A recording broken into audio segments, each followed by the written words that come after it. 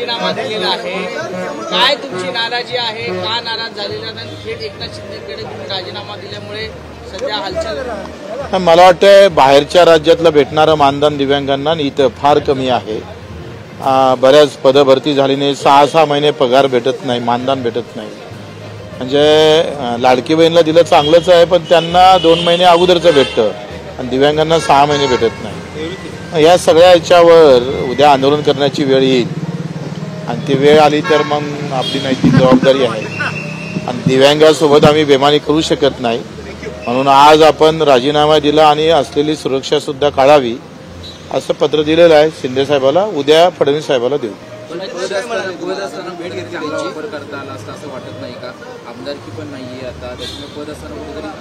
बच्चू कडू आहे हेच भरपूर आहे. त्याच्यानं मला असं वाटते का पदापेक्षा काम महत्वाचं असतं आणि काम चांगलं करू, काही विषय नाही. भेट घेतली शिंदे साहेबांची, काय म्हणाले? कारण त्यांनी ते दिव्यांग मंत्रालय उभं आता ते त्यांनी पत्र दिलंय, त्यांना आता काय वाटतं काय नाही ते त्यांचा प्रश्न आहे. तुम्ही राजीनामा देऊ नका असं म्हणाले का?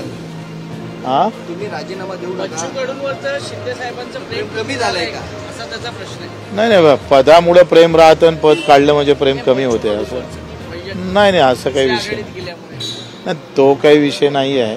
मला असं वाटते का आमचं प्रेम कुठं आहे ते फार महत्वाचं आहे. कोणाचं किती आहे? आमचं सामान्य दिव्यांगावर, शेतकऱ्यावर, मजुरावर. तुमचं एकनाथ शिंदेवरचं प्रेम कमी झालं? बिलकुल नाही. ते कमी कसं होणार आहे? हे आहे ते त्यांनी दिव्यांग मंत्रालय दिलं, हे आमच्यासाठी भरपूर होतं आणि आता ते चांगलं चालावं एवढंच अपेक्षा आहे.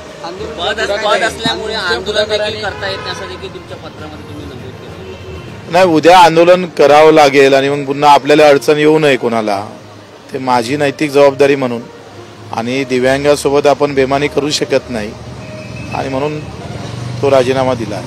मंत्रालय स्थापन व्हावं याच्यासाठी तुम्ही पुढाकार घेतला होता, आता तुम्ही राजीनामा दिला त्याच्यामुळे नवीन नियुक्ती लवकरच केली झाली पाहिजे. चांगल्या तुम्ही काही चर्चा केली का? कोणाचं नावाची शिफारस? नाही ते मी करणार नाही. त्यांनी चांगलं नाव द्यावं जो दिव्यांगाच्या संपर्कात राहील, कारण दुःख भरपूर आहे, वेदना भरपूर आहे.